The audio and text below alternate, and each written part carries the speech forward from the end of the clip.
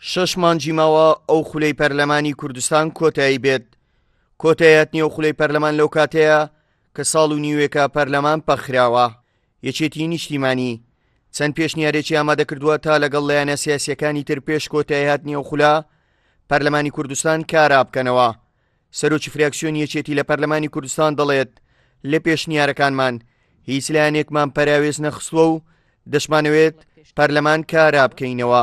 ئەم پێشنیارانە پێشنیاری یەکێتی نیشتیمانی کوردستانن ئەنجومەنی سەرکردایەتیە بۆ ئەوەی کە بتوانین لە نێوان لایەنە سیاسیەکاندا تاوتوێ بکرێەوە بگەینە خاڵێکی کۆکەرەوە تاوەکو پەرلەمانی کوردستان کارا بکرێتەوە.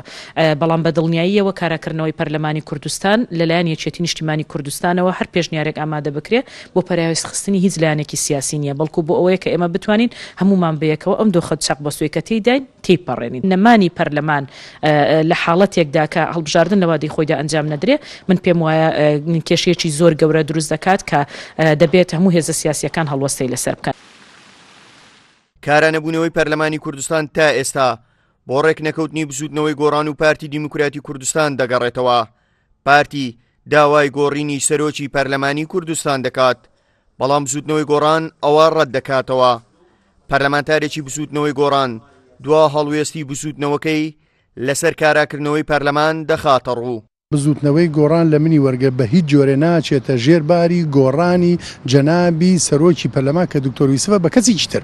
لە ماوەی ڕابردوو سەدان هەوڵ دراوە بۆی پەرلەمانی کوردستان کارا بکرێتەوە، بەڵام ئێستا جیاواز لە پێشووتر هەوڵەکان زیاتر بوونە تا پێشکۆتایەتنی ئەو خولە پەرلەمان کارا بکرێتەوە.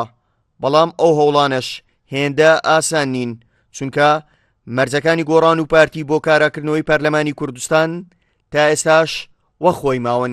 یەکێتی نیشتیمانی کوردستان و بەشێک لە لایەنە سیاسیەکانی تر هەست بەو مەترسیە دەکەن کە دوای 6 مانگی ترە و خولەی پەرلەمانی کوردستان کۆتایی دێت و ئەگەر بێت و هەڵبژاردن لە وادەی خۆی نەکرێت ئەوە بۆشایەکی هێندە گەورەی یاسایی دروست دەبێت، بە هیچ کەس و بە هیچ دەستگایەکی تری کوردستان پڕ ناکرێتەوە. بۆیە یەکێتی ئەو لایەنانە دەیانەوێت هەر چۆنێک بێت پێش ئەو 6 مانگە پەرلەمانی کوردستان کارا بکرێتەوە. هاوکار عەبدوڕەحمان، کورسات نیوز، هەولێر.